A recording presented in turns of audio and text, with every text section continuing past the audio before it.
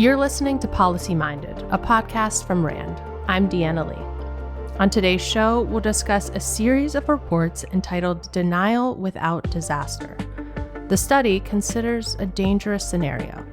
What if China invades Taiwan, the U.S. intervenes, and the world's two superpowers engage in direct military conflict? The authors explore what the U.S. could do in this situation to achieve its military and political objectives, win the conflict, without triggering catastrophic nuclear escalation. Two of those authors are with us today, Dahlia Goldfeld and Nathan Beauchamp-Mustafaga. Dahlia is a senior information scientist at RAND who specializes in Air Force adoption of emerging technology and modeling and simulation. And Nathan is a senior policy researcher who focuses on Asian security issues. Dahlia, Nathan, welcome. Thanks so much. Thanks for having us. Okay, first off, I talked about this in the introduction, but can you tell us more about the specific scenario or scenarios that you were looking at in this study? Absolutely. So this project was designed from the start to be publicly released to inform public understanding and public discussion about this really important topic. We knew that DoD was really focused on China as the pacing threat, and specifically a Taiwan scenario as the pacing scenario. However, we really wanted to open a lot of space for our project to think about all different kinds of challenges for this conflict. And so we didn't pick a specific, detailed, single version of kind of a canonical Taiwan scenario. There's been a lot of great work recently by RAND and others. I'll flag a wonderful report from CSIS in 2023, the first battle of the war, that really has talked a lot about what a Taiwan scenario might look like specifically. But for our project, we wanted to pick the right scenario for Taiwan, but leave the rest of it open-ended, and that's how we approached it. Nathan, can you talk a little bit broadly about what a canonical Taiwan scenario actually is? Sure. So for our purposes here, what we're talking about is a couple different steps. So first is in Beijing, a political decision that China must, from their perspective, must use military force to resolve the longstanding political issue of Taiwan's de facto independence from the People's Republic of China. This has been a longstanding goal, a stated goal of the PRC leadership. The current leader, Xi Jinping, has very clearly renewed and highlighted prominence of the Taiwan issue. Also, U.S. government has said publicly that Xi Jinping has directed the Chinese military to be prepared by 2027. Be prepared to invade Taiwan if necessary. So this makes this scenario very real. So if Xi Jinping gives the order, what would it look like? Obviously, that's a very complicated issue, but some really great research over the last 10 plus 20 years has helped understand kind of the basic muscle movement according to Chinese military doctrine of what that would look like. And so it would possibly or most likely include Chinese amphibious invasion. So it's putting Chinese military troops on boats, driving them across the Taiwan Strait, which is about 100 miles, landing on Taiwan, taking Taipei as the political capital. This would be accompanied with air assault or aerial part of the invasion as well. And then there would likely be additional what the Chinese military call firepower strikes, which is rocket and missile strikes on Taiwan and other parts of Asia that are supporting a potential U.S. intervention. So this would be a dramatic, severe, ugly use of military force by China against Taiwan, and if the United States intervenes, potentially the United States and U.S. military forces in Asia as well. And how did you conduct the actual analysis once you figured out your approach or how you were going to examine these potential scenarios? So the project was set up from the get-go to be a little bit unusual in the sense that we were looking at what could cause China to use a nuclear weapon first. And China, as Nathan will talk about later, has a no first use policy. So we're kind of inverting what is least is the declaratory policy. Furthermore, we were sponsored by Air Force Global Strike Command, and their primary interest was the role of long-range strike systems that they have under their purview in potentially triggering China to basically not follow its own policy and use a nuclear weapon first. There are obviously so many potential reasons that a country could choose to use a nuclear weapon or be deterred against it, right? Or choose not to use one at all. Long-range strike is but one of those potential triggers. So you could say that trying to isolate the role of long-range strike is a little bit challenging because you have to take the context of the entire war. So to try to crack this nut, we took the following approach. We had 4 main lines of effort. The first was doing China-related research. So Nathan led that effort. So the questions there are, what is the Chinese policy? What is the actual Chinese policy behind the, closed doors, behind curtains and things like that? And to do that, we looked at a wide range of English and Chinese literature. The second line of effort was what is the current status of U.S. long-range strike? And we'll talk about that more later. But just recall that we were asked to do this at an unclassified level. Long-range strike is a highly sensitive subject. So we did what we could to evaluate the current and planned long-range strike at that open, publicly available level. The third line of effort was looking at historic and strategic literature. There's a ton that has been written about since the dawn of the nuclear age on nuclear strategy and nuclear theory. So we wanted to ground whatever we said could be the relationship between long-range strike and Chinese nuclear first use. We wanted to ground it in Chinese research and the strategic theory and history when possible. And then the fourth line of effort, which was the most significant in terms of the time spent on it, was to try to knit all the first 3 lines of effort together and link long-range strike to potential Chinese nuclear first use in the context of a Taiwan scenario. So to do that, we had a broad framework that we created where we said, well, what could possibly trigger nuclear use? And to do that, we came up with this theoretical list of what we called logics. So broadly speaking, one could choose to use a nuclear weapon intentionally. One could accidentally do it. One could inadvertently do it. Potentially, one could be catalyzed to do it. And I'm putting catalyzed in quotes because that's basically the idea of having a third party intervene and cause a spiral where things get out of control. And then for each of these logics, we had specific pathways, which were basically distinct series of events or sequences of events that you could plausibly imagine leading to nuclear use.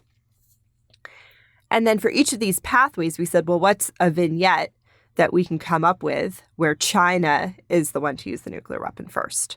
And these vignettes are extremely high level, extremely broad. We wrote them up in volume 4 of the series in detail, but these are very high level. They're just supposed to be, motivators that show that this is at least seems plausible. And from there, we said, okay, so we have our vignettes. What's the touch point or the intersection between U.S. long-range strike and those vignettes? And from there, what are the lessons learned or what are the implications for long-range strike? Meaning, what could the U.S. do either in its creation of, development of, or employment of long-range strike that would impact nuclear use. Great. And we're going to dig into some of those lines of efforts a little bit more. But before we do, I just want to take a step back. Nathan, can you talk a little bit more about China's nuclear threshold? Is that something that the U.S. knows with confidence? And how did that factor into your analysis? Right. So when we talk about nuclear threshold, what we're really talking about is at some point in time, the Chinese leadership authorizing or ordering the use of Chinese nuclear weapons against somebody else. That's a big deal. It's only happened twice before by one other country, the United States in World War II. And so we certainly don't know. And it's quite possible that even Chinese leadership doesn't know exactly today when in a future hypothetical conflict they would decide they need to use nuclear weapons. So I think it's very important, to be transparent. Both did so in our report and here with listeners now, that this is certainly not a perfect prediction with 100% confidence of how China may act in a future conflict. Our goal with the research was to identify potential drivers that the U.S. military could perhaps try to account for and reduce the risk of triggering for Chinese nuclear first use. This is absolutely something you can't know with confidence.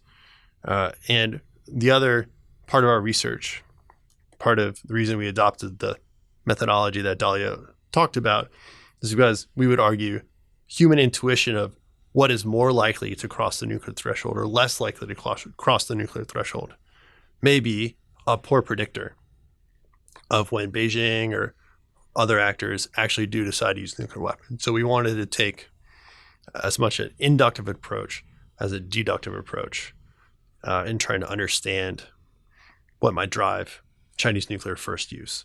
So we tried to take a pretty comprehensive approach. We were absolutely not saying with 100% confidence it's only these 6 potential triggers that might lead China to use nuclear weapons, or it's only these 17 pathways that will ever lead to a scenario where China is actually using nuclear weapons first. But we hope that this report, this research will provide kind of a starting point for people to think more holistically on their own, more about what might drive China to use nuclear weapons. And then obviously the real important part for us, how can the United States work to reduce those pressures on China, make it less attractive for China to use nuclear weapons? And we're going to dig into some of those lines of efforts a little bit more. But before we do, I just want to take a step back and ask about something you write in the report that might kind of help set the stage a little bit. You write that the U.S. must reconsider its approach to a potential conflict with China. Can you talk about what has been the U.S. approach historically and why does it need to change?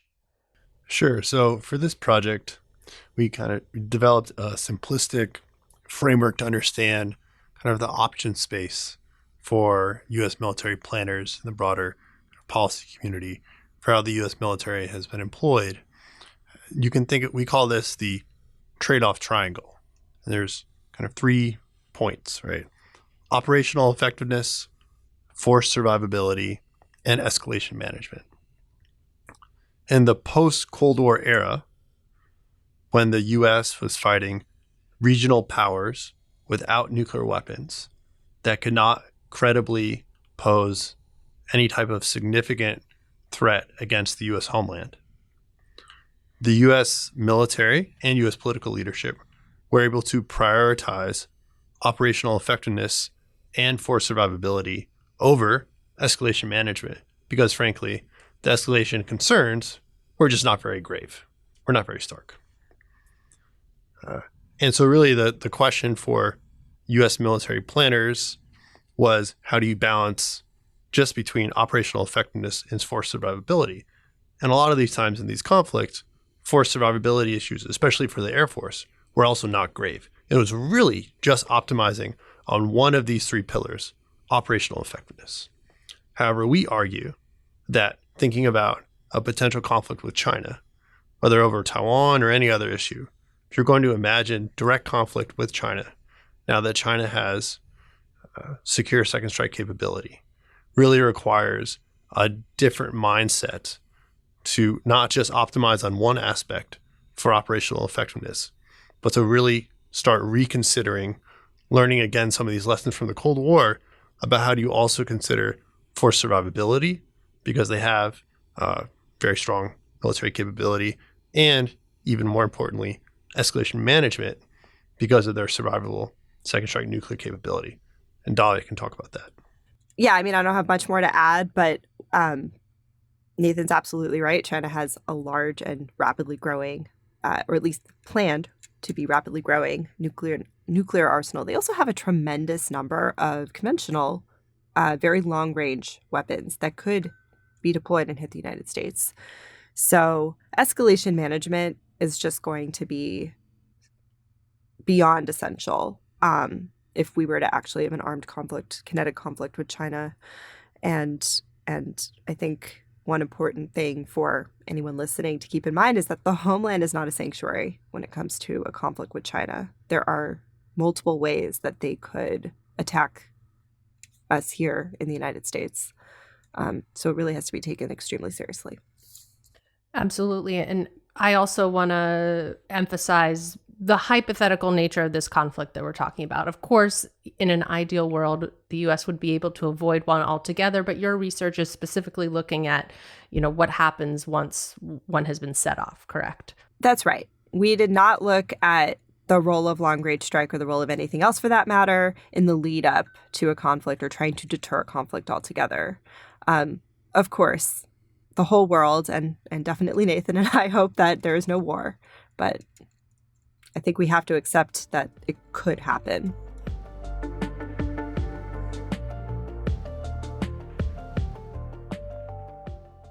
Let's get into each side of that hypothetical conflict. Dahlia, you mentioned on one hand, you're looking at the U.S. long-range strike capability, and on the other, we're talking about China's nuclear threshold, its nuclear capabilities. So let's start with the U.S. side.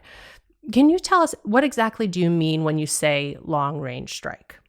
Sure. So for the purposes of our research, we were talking about conventional long-range strike. Often when people talk about long-range strike, they're talking about nuclear weapons. We are explicitly not including nuclear weapons because we are talking about U.S. actions with long-range strike that would precipitate Chinese nuclear first use.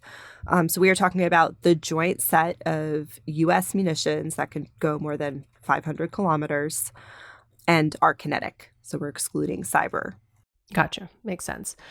So how has U.S. long-range strike been evolving, and in what ways is the U.S. investing in it? Yeah, so it's a complicated question that can't be addressed in a very short time period. But suffice it to say, I think for our audience, that the abrogation of the Intermediate Range Nuclear Forces Treaty, the INF Treaty, that had major impacts because that essentially enabled the Army to get into the game and pursue long-range strike of their own. And as our adversaries have become stronger, they've become better at detecting U.S. systems, at intercepting U.S. systems, at preventing our systems from being effective. And they have created their own systems to be better at not being shot by our systems. So that, it's the classic cat and mouse game that we've seen militaries engage in forever. And long-range strike is not in any way immune to that. So in terms of the evolution, you could think about things like getting stealthier, getting more ability to, to fly like new trajectories, not just simple ballistic trajectories. A big one that we hear about is the push for hypersonics. I think that there's a perception that the U.S. is falling behind in hypersonics technology, and therefore there's been a big push to try to level the playing field there. And a big one that happened quite recently was the Air Force showcased its newest long-range strike weapons platform, the B-21 stealth bomber, and it can hold a whole lot of long-range munitions. So, there's a lot of work going on in the in the long-range strike world. I'm sure we could spend a lot of time talking about all of that, but let's pivot to one of the core questions you were trying to answer in this research. What are the primary ways that U.S. long-range strike might potentially trigger a nuclear response from China? Yes, this is a big question. This is something that various U.S. and other researchers have been interested in for a long time. But our project, to the best of our knowledge, is the first time anyone has been perhaps bold enough to actually specifically try to list down the most likely drivers of Chinese nuclear first use. Now, it's important to say this list is certainly not perfectly predictive. This is trying to help identify potential catalysts or drivers of future behavior. That's a very fraught topic. But we based our research on immense, in-depth Chinese language research into very authoritative Chinese military texts that we talk more about in our published report. And we also work through a lot of kind of theoretical exercises about understanding what types of U.S. activities or even characteristics might drive any country to use nuclear weapons. And we talk through a lot of different variables that another country might observe or worry about that could drive nuclear use. And the number one thing we kept coming back to was target selections. In other words, you can imagine that in a conflict, there's a lot of things another country might not actually know or understand in the fog of war. But what we would argue is the one thing you're going to know is what actually is blowing up in the country. So you may know something blew up. You don't know when did it blow up. You don't know why did it blow up. You may not know who blew it up. You may have assumptions or evidence or conjecture about any one of those. But the one thing you'll probably know is what actually happened. And so we focused on the targets that are more likely, we argue, to drive China to use nuclear weapons first. And we came up with 6 answers. First is U.S. conventional attacks on the Chinese Communist Party, CCP, leadership, so namely decapitation. Second, U.S. conventional attacks on Chinese nuclear forces, including dual capable assets and nuclear-related command and control. Third, U.S. conventional attacks on Chinese critical infrastructure, especially those that generate large-scale civilian casualties. Fourth, U.S. conventional attacks on Chinese civilian nuclear infrastructure. Fifth, U.S. medium or high-intensity conventional attacks on major Chinese cities and other Chinese political or economic centers. And lastly, sixth, any U.S. conventional attack that turns the overall strategic situation disadvantageous to the CCP regime, specifically making the CCP leadership fear for regime or personal survival. Now, that's a long list. It's a very broad list. But what it really boils down to, and this shouldn't be surprising, is that it's all about the Chinese Communist Party regime and really the leadership. And anything that threatens them fundamentally, that is why they have nuclear weapons. And that is, in our view, when they're most likely to break their own declaratory policy and use them. Okay, so target selection is the single most important factor. You wrote and you just described that, Nathan, so thank you. But before we get into some of the other recommendations, let's talk a little bit more about China's nuclear capabilities more broadly. Beijing's been expanding its nuclear force structure, right? So what do we know about that, and what don't we know? Maybe even just as important. Sure. So we don't know a lot about Chinese nuclear force structure from China itself. We really rely on independent Western analysis of open source information from China, and also public reports from the U.S. government to really learn a lot about Chinese nuclear capabilities. And so what we do know is that even into the late 2010s, so just a couple years ago, China was estimated to have somewhere in the low 200s amount of nuclear warheads, which for the size of the country and how developed its conventional capabilities were actually very low compared to other nuclear powers, compared to the United States, compared to Russia. But China commenced on a large-scale, rapid nuclear buildup. We estimate roughly around 2019. And now the U.S. government has said that China probably has 600 operational nuclear warheads by the end of 2024. And furthermore, U.S. government, Department of Defense, has projected that China is going to have over 1,000 nuclear weapons by 2030, and this buildup will continue through at least 2035. So that within roughly 10 years, China is going to go from having roughly 200 nuclear weapons to 1,000 nuclear weapons, 5 times as many nuclear weapons, and keep going. And so that really has driven a lot of attention. And this is all the more stark because the Chinese government has never really admitted it's actually expanding its nuclear forces, and they never explained why they feel the need to expand its nuclear capabilities. And so that's led to a lot of guessing, a lot of supposition, a lot of analysis.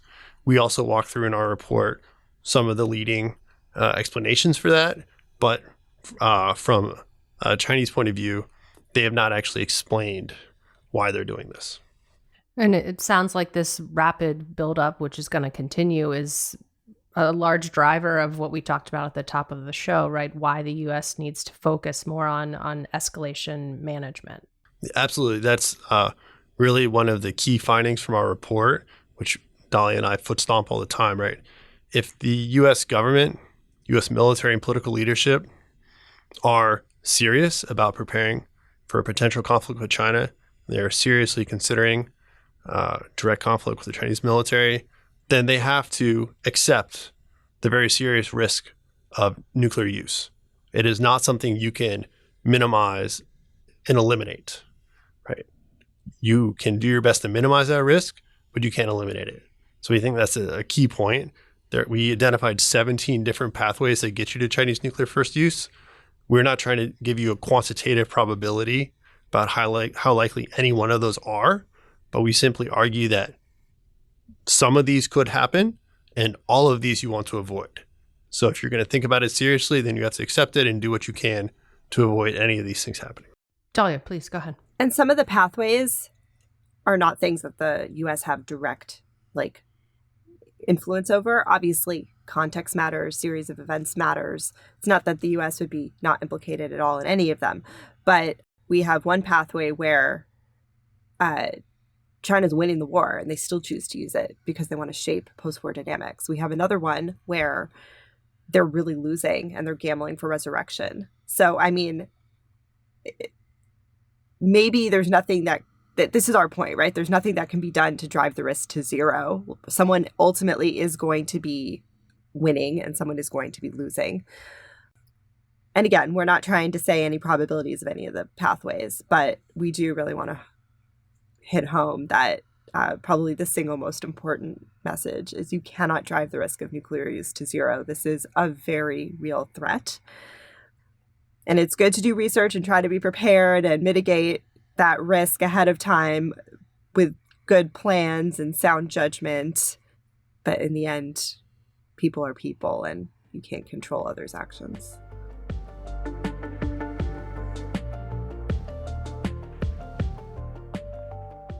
Now let's talk about some of the other ways to minimize that risk. Nathan already discussed those 6 actions with respect to target selection that the U.S. should avoid. Are there other specific actions the U.S. should avoid to minimize the risk of escalation with China? Broadly speaking, we think target selection is the single biggest factor that the U.S. would have direct control over. But there are definitely other things that I think the U.S. can try to do. So one would be to manage perceptions as well as possible. So I'll give you a really funny sounding example that could be something to keep in mind if you're a U.S. decision maker. if you have the ability to appear that you have, for example, 150 F-35s flying toward Qingdao Naval Base, but you actually maybe have 2 in the vicinity, well, 150 looks really scary, really provocative. 2, whole lot less so. This is an example where the U.S. can control what China is perceiving, right? How many they see flying toward them. And it may be operationally advantageous to look like you have 150 when you actually have 2. But perhaps you then would be ratcheting up the temperature and escalating in a completely unnecessary way, right? You could just choose to be less effective at what you're doing at that moment in time. So that's an example, I think, where perceptions matter. And that's a specific example of what we mean when we say that. And I think Nathan wants to talk more about perceptions too. And another broad category in terms of trying to minimize the risk is to make nuclear use look less attractive. So there's different levels of nuclear use, right? I think a lot of times when people think about a nuclear war, they're thinking about this all-out exchange where it's like China and America are just lobbing nuclear weapons at each other. Could that happen? Yes. Is that the most likely nuclear scenario? Probably not. Probably the most likely nuclear scenario is a very limited attack, where a smaller scale, more local attack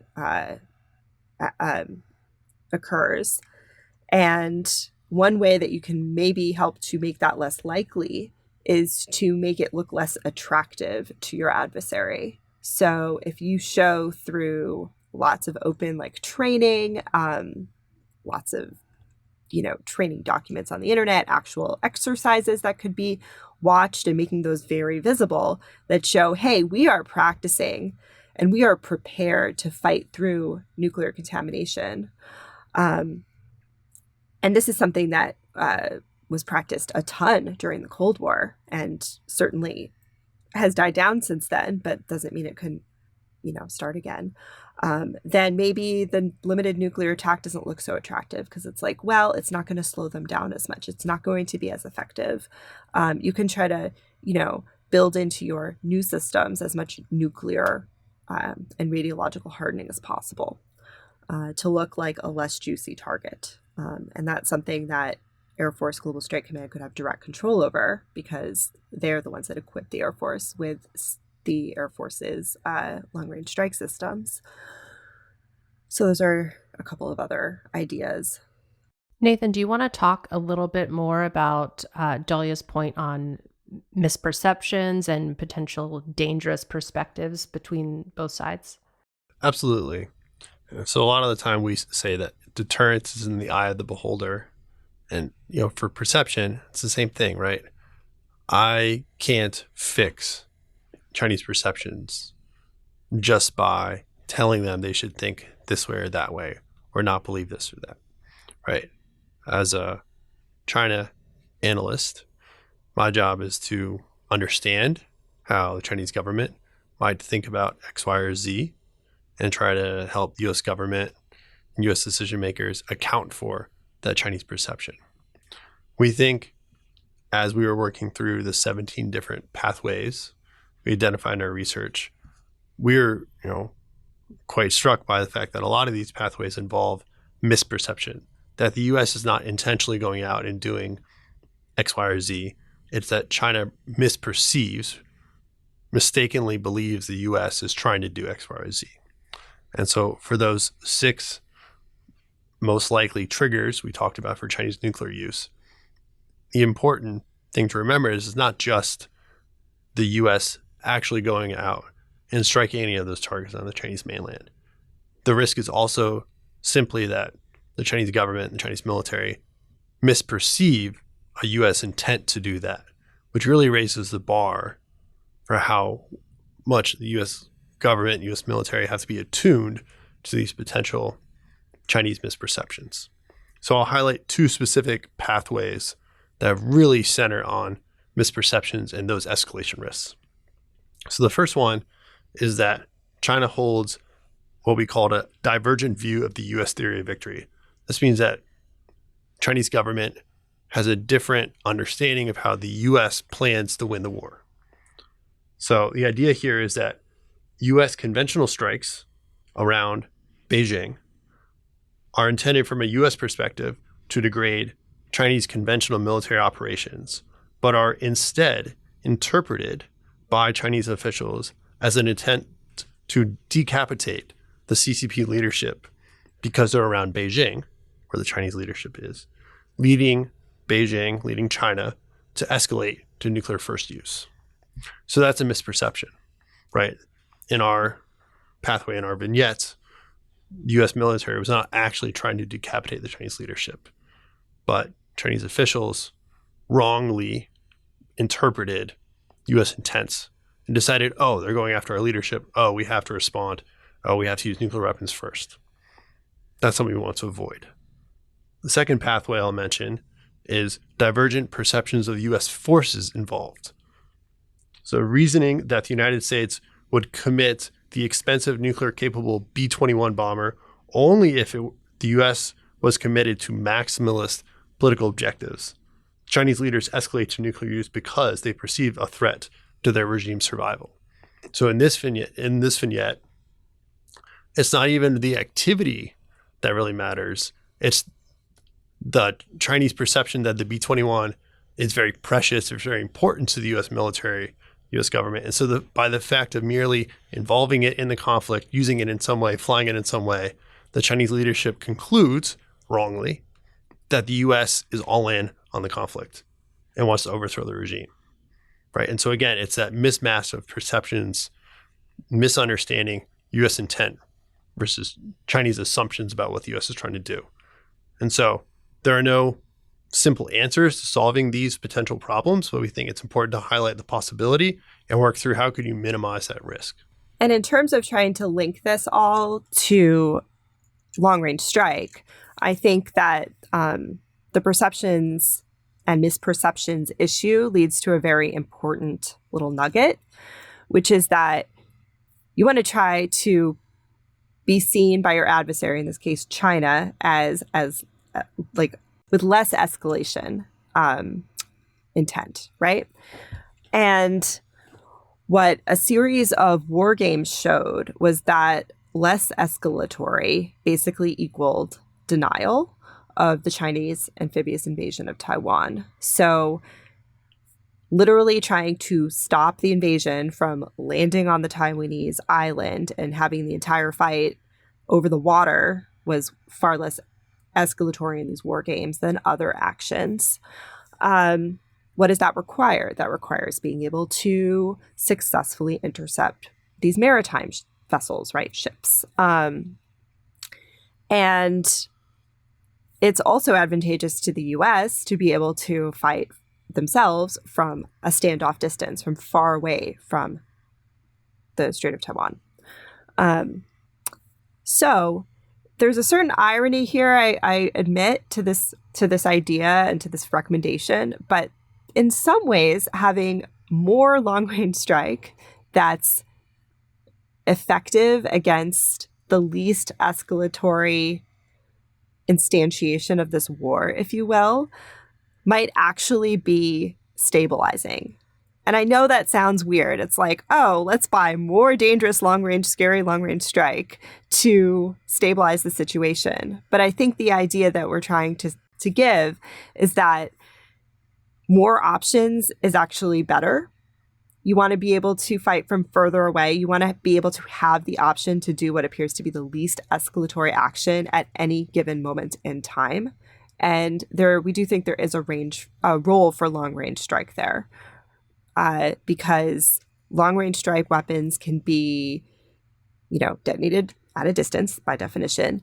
And, if they can successfully prosecute the right targets, that might be inherently stabilizing and not force the U.S. then to look for other types of missions or operations to achieve similar objectives. So, for example, you might say, oh, it could be very effective to take out this one fire control radar or, some other command and control node that's on the mainland. But that might be very escalatory or perceived as more escalatory than trying to take out all of the systems that fire control radar or other C2 system are controlling. And it's going to be a lot harder because in the latter case, you have to intercept, 16 systems or whatever it might be. And therefore will require more U.S. long-range strike, but it could actually be less escalatory to do it that way. And that really gets back to that trade-off triangle where you're going to take a harder operational path in the name of reducing escalation. Dahlia, you mentioned denial, and I want to ask specifically about that concept. The research here is titled Denial Without Disaster, but that concept has a specific meaning. Can you just give us a quick overview of it? Sure. So the pathways that we talked about so far, they're kind of independent of your overall theory of victory or your overall choice of how you want to prosecute the conflict. Like many of these pathways could exist in different theory of victory domains. But past RAND research was looking at the link between theory of victory and escalation as a more isolated question. And essentially, they found that denial, or basically stopping China from ever getting to Taiwan, denying their entire attack in the Strait of Taiwan, that's what we mean, stopping it there, is the least escalatory option, as opposed to the other dominant plausible option, which is cost imposition, which basically means that you try to hit Chinese targets in a way that's effective and hurts, but not too much, so you don't get nuclear retaliation. We don't want to say that this is impossible or that you could never strike a target on the mainland, but the basic idea is that's probably more escalatory. It's probably going to ratchet up your temperature. You don't want to do that. It's hard to know what the line in the sand might be that causes that retaliation. I think anyone who claims to know what targets or how many would lead to nuclear use is wrong. No one knows. I'm sure it's a moving thing, a moving line in the sand anyway. But overall, that the denial strategy is a much better one. And therefore, we focus on that.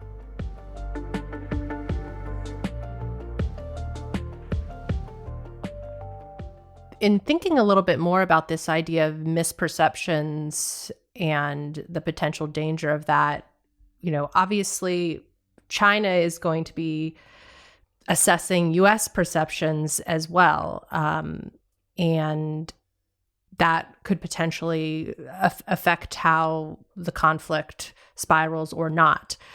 So I'm wondering, and you write in the report, I think this gets at it, that the U.S. must learn to live with Chinese nuclear signaling. So how can the U.S. manage its own perceptions in that regard, and why is it important to keep that in mind? Right. So in our research, we identified a very clear, distinct Chinese military approach to deterrence signaling, including nuclear signaling. And it appears to be a very common approach in a high-end crisis or a conflict. So we think that the U.S. government, U.S. military need to prepare for the potential that China might use its growing nuclear capabilities for signaling, even if hopefully short of actual use. We also identified Chinese writings that ascribed a very high utility or high benefit to Russia for Putin's brandishing of nuclear weapons for its war with Ukraine.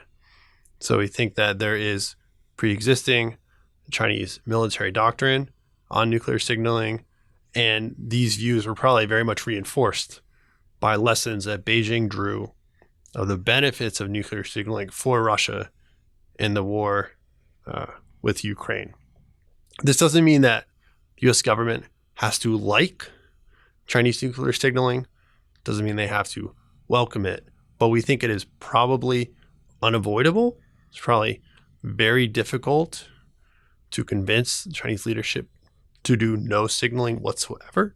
And so then the question becomes, well, if you can't stop it, what should you do about it? Right. And so in our report, we obviously argue that, well, DoD can think now about how it should prepare and how it might respond. And one of our concluding recommendations is to say U.S. government should think through what types of Chinese nuclear signaling actually require a U.S. response, and what types of Chinese nuclear signaling can the United States downplay or even just ignore? Because we have an extremely robust nuclear capability that is very survivable. And so signaling can serve multiple purposes, true, but we're always going to have a nuclear retaliatory capability, and that's the backstop of nuclear deterrence. And so there may be an opportunity for the U.S. government to lower some of these escalatory risks from Chinese behavior for things that are under our control. And we just think it's, good for U.S. government to think through some of those options now. As a layperson, I find myself wondering, even though it's very clear that preparing for a scenario like this is essential, does the preparation by its very nature contribute to heightened risk at all as well? Does it further ratchet up tensions with China?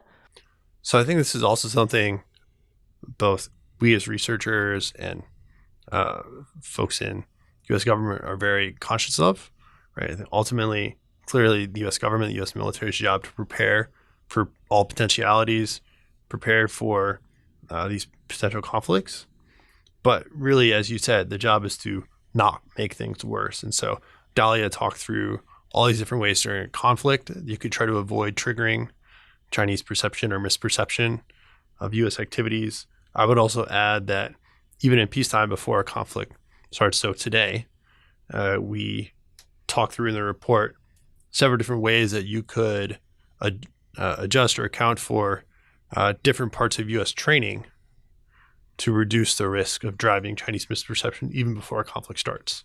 So, for example, don't train for doing decapitation against the Chinese leadership if you're not going to do it in a conflict, because you don't want to trigger or exacerbate Chinese misperceptions today in the lead up to a conflict. So there are certainly things that the U.S. military can be thinking through about how to not make things worse and how to account for some of those potential Chinese perceptions. Before we go, I have one final question. After conducting this analysis, what are you most concerned about? And then on the flip side, did you learn anything in this study that made you more hopeful for the future? Well, I think at its core, this is about, human beings, and human nature is a tricky thing, and you can't control other people. And even though we're supposed to learn it as toddlers and little kids, restraint is actually really difficult, right? If you want to do something, it can be hard to stop yourself. And as our research shows, there are a lot of reasons that someone may lose their restraint and choose to go nuclear, so to speak. I don't know that my research was very hopeful. Nathan may have a slightly different opinion there, but I do think that people don't want nuclear war. I don't think they want to see the consequences of radiation and just the panic that would ensue and the misery that would ensue. And I think that that's ultimately going to be the biggest deterrent of all, is that just people don't want it. And I hope that that is such a fundamental desire to not see that kind of suffering, and would help in the very difficult to achieve sometimes, but necessary human restraint. So I would leave it at that. So I'll close it on two optimistic notes. One is from a research perspective. I was very happy that this project that Dahlia and I led hopefully can help provide new insights, better understanding, perhaps identify some specific risks that U.S. military and U.S. decision makers can try to avoid from triggering Chinese nuclear first use.